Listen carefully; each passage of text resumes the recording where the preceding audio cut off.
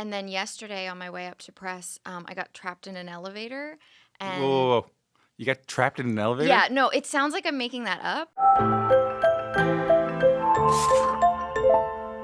Hi, how are you? Hi. How's it going? Good morning. Nice to see you. How's everything?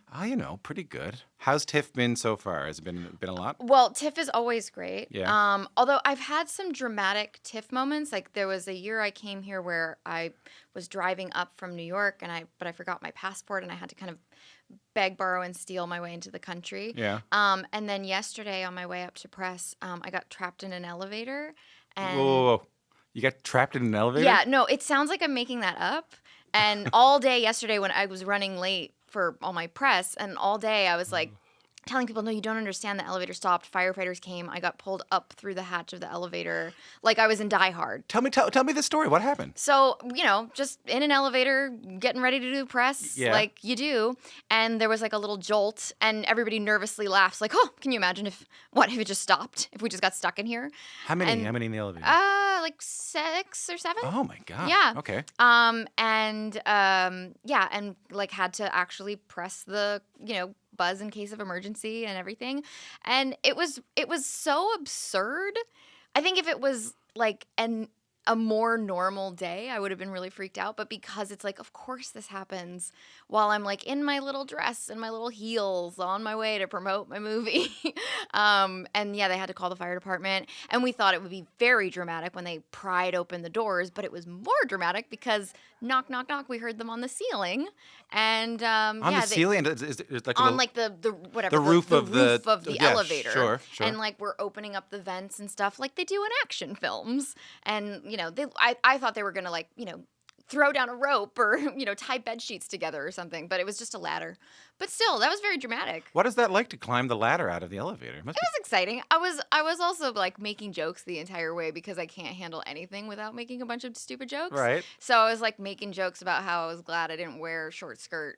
Oh, you yeah, know. okay. I would be scared. I'm afraid of heights, maybe. I think I don't know why. I feel like the second that we all realized, oh, we've actually gotten stuck in an elevator, there was a collective sense of if none of us freak out, we'll be fine.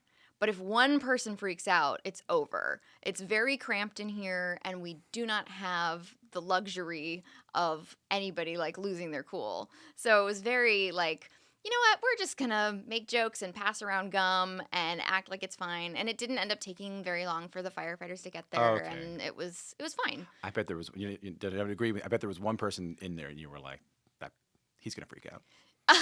Yeah, like bets on who's gonna crack Yeah, first. yeah. Like, oh yeah, he's gonna go. We're gonna have to eat him. Yeah, I wonder. I don't know. There were 2 gals in there I didn't know really. So yeah, I don't know. Money might have been on me because I was the one like talking real fast and making all the jokes. Yeah. So even though I'm like trying to keep it light, it's Right. like, well, she might be overcompensating. Yeah, she's keeping it too light. to be Yeah, honest she's with keeping you. it too She's keeping light. it too light. Congrats on the film. Thank It's you. really beautiful. It's really powerful. It was hard to watch at times. And, Oh, sorry. No, Yeah. well, yeah. No, yeah. You know what I mean. It's tough. Yeah. Can we talk a little bit about it? So you play Alice, who's this woman in this sort of deep in this psychologically abusive relationship. So deep so that she doesn't really even see that she's in it. Yeah. Tell me a little bit about her. Yeah. So so Alice is in this really toxic, abusive relationship, but it's one of those relationships where there's no physical violence. So it's a very confusing state for her Right. to be in. And I actually, one of the first people that saw it and talked to me about it, he was telling me, for like half the movie, I really wasn't sure if Alice was making it up or if Alice, like, what was going on. And that's sort of when it hit me, like, right, that's the thing I couldn't quite put into language as we were making the film. That was sort of the point, that it is a very confusing state to be in. And if, certain lines haven't been crossed, it's very difficult for you to imagine I might be in an abusive relationship. So, it's sort of easier to go, it must be something that I'm doing. And Alice keeps trying to, there's this line where she talks about like purifying her thoughts because if she can just be a little bit better, everything will be okay. And that's again, that's a confusing state to be in because you sort of say it out loud and you go, well, that doesn't sound right. But when it's internal, it feels like, well, I don't know, maybe I just need to work on myself and I need to read one more self help book or Yeah. something. But yeah, this kind of invisible abuse is so insidious in that way because it becomes really easy for the person to blame themselves. And the film was always this kind of high wire act because it felt like we were always trying to measure the tipping point of giving the audience an easy answer because my goal anyway was to sort of stay in that place where you're just as confused about it as Alice because that's the experience. And there have been films that deal with abuse that's more black and white. Yeah. And I was interested in that uncomfortable tension of letting the audience have the experience of like, wait, what is going on? Yeah. So that was challenging and sort of the reason that I think we were all there. I'll remind you again that we're pre-taping this, and none of what goes on in your life is any of my business. And I also know when I was reading some press for this, you talked a little bit about a sort of we'll say like a toxic relationship that you were open about getting out of around the same time that you were making this movie about someone being in a pretty toxic relationship. Just like how was all that making the movie with all that happening? Yeah. I mean, the script was really powerful to me and felt personal to me.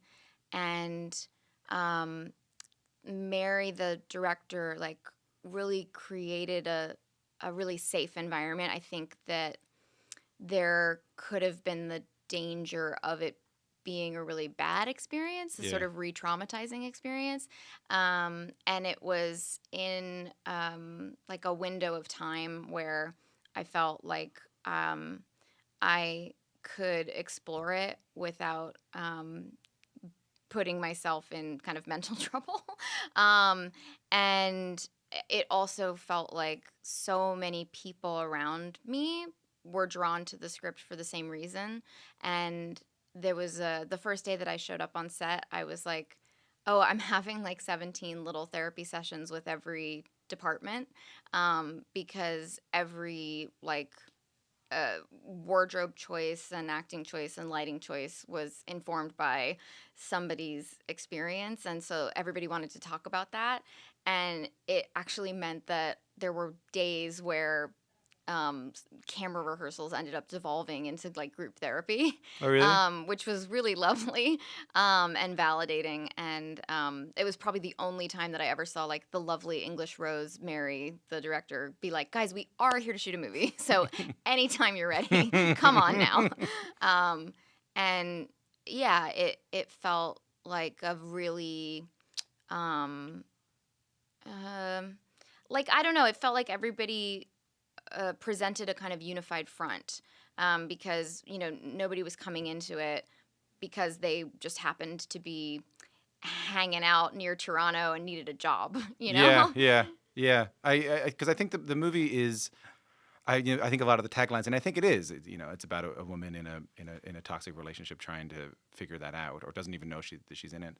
But when I watched it, and I know from friends of mine who have found themselves in similar situations, that it's also about the people who can help you figure that out too, like the friends who can help you figure that out. I'm glad that was so helpful for you. Yeah. Yeah. Yeah. Yeah. Yeah, I think I was having a moment.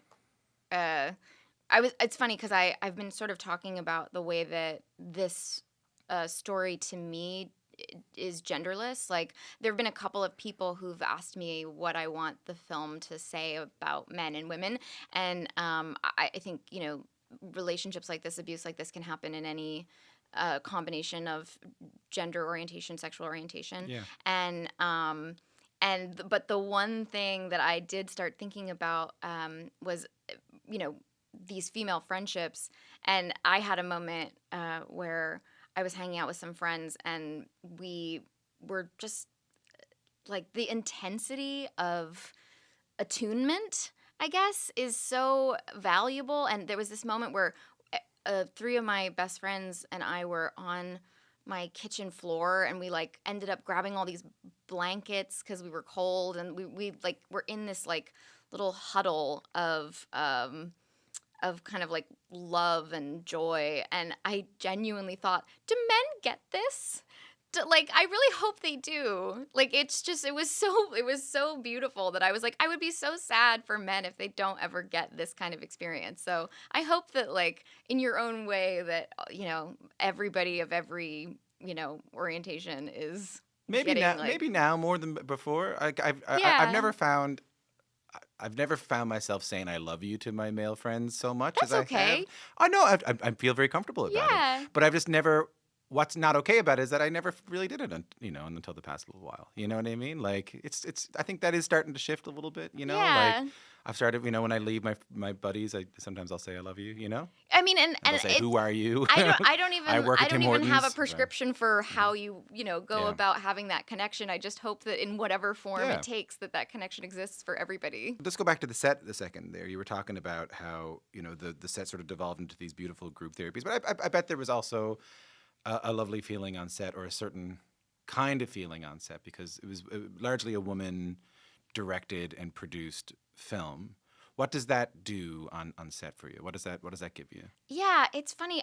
I just you for so long I just didn't even think about the fact that I was surrounded by men all the time, Yeah. doing my job, and it's really alarming the way that it like at first there's a bit of a like, oh, there's just chicks everywhere, how interesting, how wonderful. And it was amazing how quickly it felt so normal and so comfortable, to the point that there was a day that Charlie, who plays Simon, my boyfriend in the film, showed up to film a scene like a couple weeks into filming.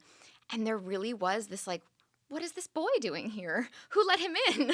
Like, who let him into our secret clubhouse? Right, right, right. So it was like alarming to know, oh, I've had the inverse experience almost my entire career. And obviously still there were tons of men everywhere, but even a little bit more of a female heavy cast and crew. Like, I got so used to it so quickly that having like a male energy on set was like a weird culture shock. And he's like the loveliest Yeah. person with like the most incredible acting instincts, and like professional and lovely and But kind still, I was a person. bit like, "Oh, Jesus." Yeah, yeah, it was like, you don't even know the secret passcode. Who let you in here? You have to sit over there. You Yeah. you have to sit at a different table. 'Cause you We'll just- yell our lines at you. Yeah. You can film in the other room. We're gonna get you a green screen. Yeah. You can do this from your apartment, because getting ready for this, thinking about that question and working on this interview and learning a little bit more about you, also taught me a little bit about film history, which I didn't know. So I don't know a whole lot about film, and that's why I'm here at TIFF. And this is called the B team, and this is the B team. You got the B team. Got Okay, it. I'm sorry. I'm grateful. You gotta get rid of your publicist. I learned about this film that you were sort of obsessed with from the late 30s.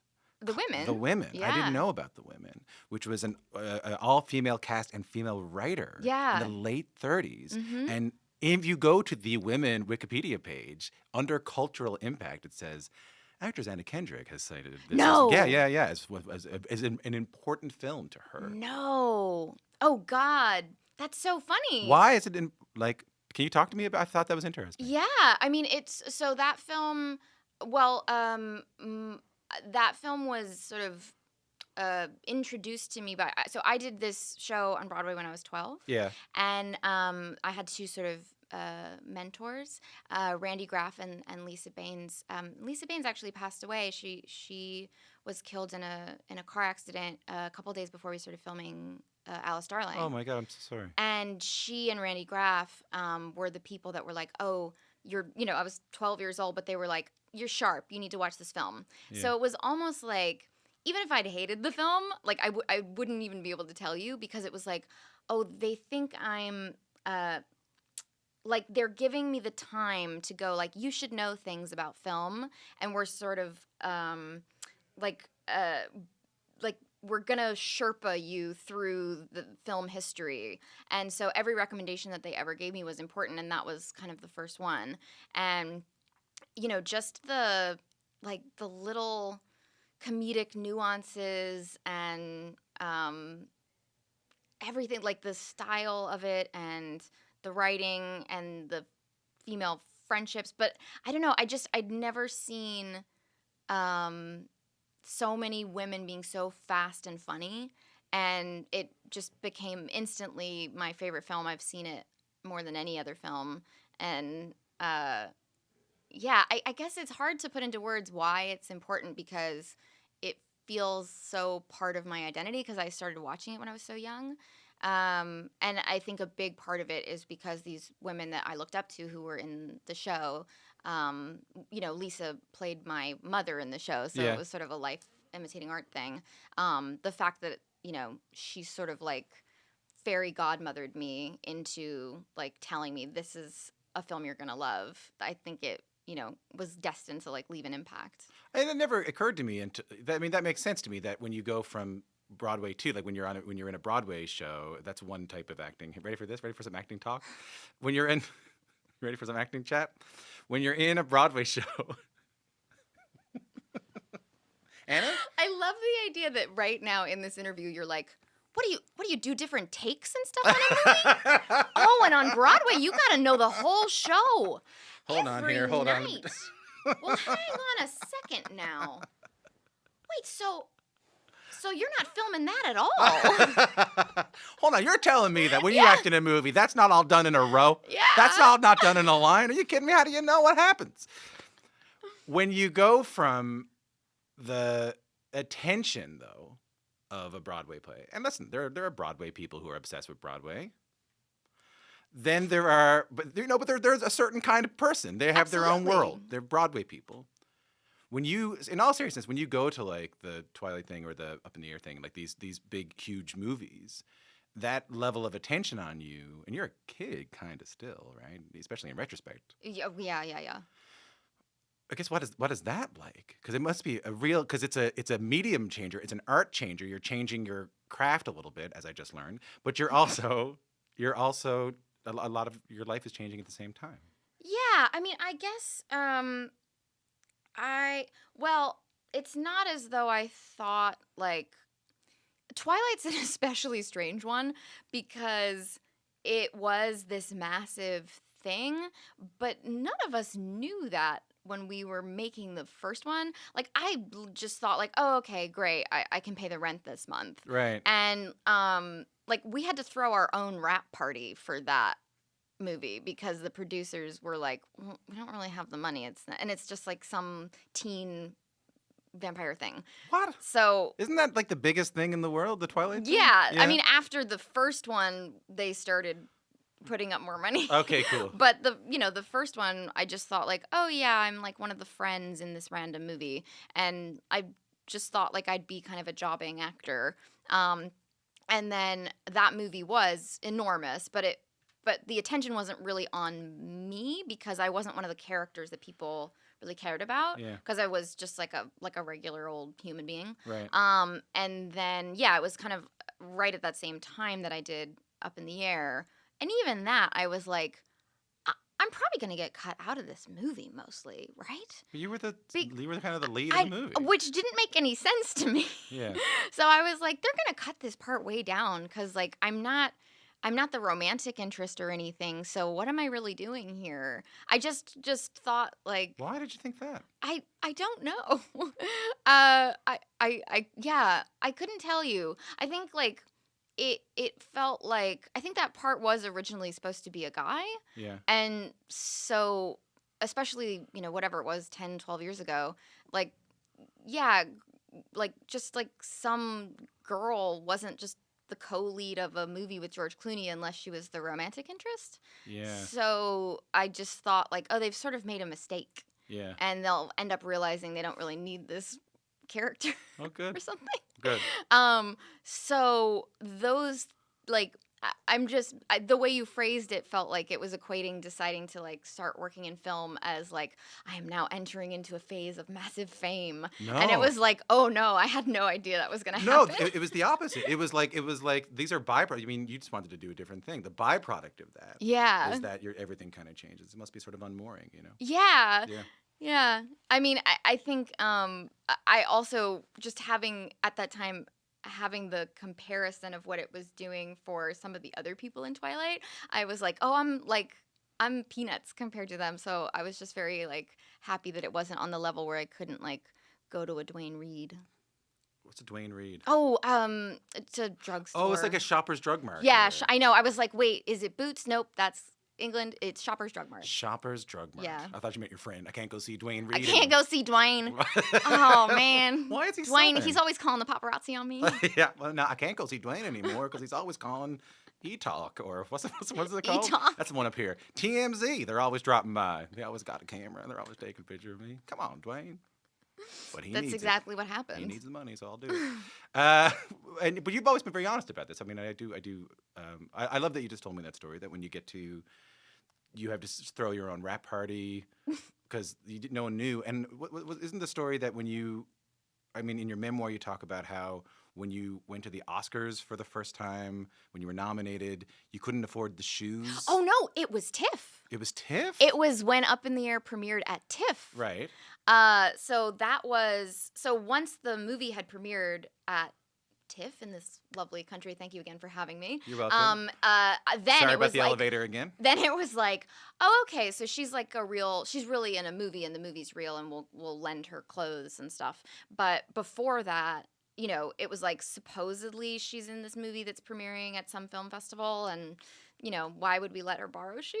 We're going to cut her out anyway. Yeah, they probably cut her out. Yeah, right. And it didn't help that I was telling them that. I was like, they probably cut me out of the movie. Don't let me borrow the shoes.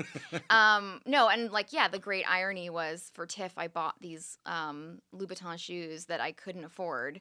And I still have them. They're like in my closet, even though they're 12 years old and out of fashion, and I just can't get rid of them because at one point I was like, this is as much as my rent.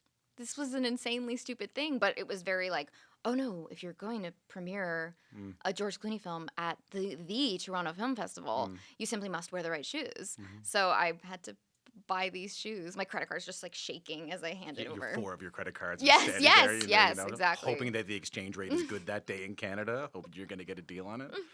But I appreciate the honesty about the whole thing. Like I appreciate the honesty about everything. Like, and even when it comes to Alice Darling, like I appreciate the honesty. I think it's helpful for people when they're able to get because I think there's a lot of smoke and mirrors in this world that we live in, and it's nice to get a little bit of a reality check of what it is. And like, is that intentional?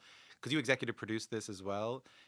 Is that intentional in the kind of stories that you want to tell going forward? Because I think Alice Darling is sort of an untold story about psychological abuse in a relationship. Is this something you're looking forward to going forward? I think I was just a little bit like on the treadmill without thinking. You know, it was just like, oh, okay, and then I'll do that project and that project and that project. Like and work-wise, just I'll take the yeah, next thing. because I mean, you're so like I started so young, and I was just so grateful for every opportunity because I was, you know, sort of scraping by for so long, you know, shoes and rent and Dwayne you know Reed. the Dwayne Reed and Louboutin and all that. Mhm. You know, like going like when you're literally going like, wait, how did I get strong-armed into buying shoes that are more than my rent? And then you have opportunities to work. It's like, why would I ever not work? Are you out of your mind? So I ended up just like constantly working and not really taking stock, and then you know things come spectacularly crashing down and you have to reassess your life, and yeah, I ended up feeling like if I'm not going into something with full authenticity, like what is the point? Why am I on the treadmill? Like I don't know how to say all of this without sounding like just so cliche, but yeah, I think that having done a lot of work and tried to satisfy that itch for like, okay, if I just keep going and getting onto the next project and the next project, I won't have to like really think about what I'm doing it all for. Hmm. And, slowing that down does lead you to asking those questions about, like, why do I want to do this? And, why are we all here? Because other than the massive paycheck that I got for Alice, darling, obviously wanted to be very authentic. I think that's really beautiful. That's really, but it is, in all seriousness, it is good to be able to take some time after you just kind of do what other people ask you to do for a long time. And I think when you figure out why you want to do it, what you want to do next, it's like it's the most powerful feeling. Yeah. Thanks for coming in. Thank Really you. nice to talk to you. You too.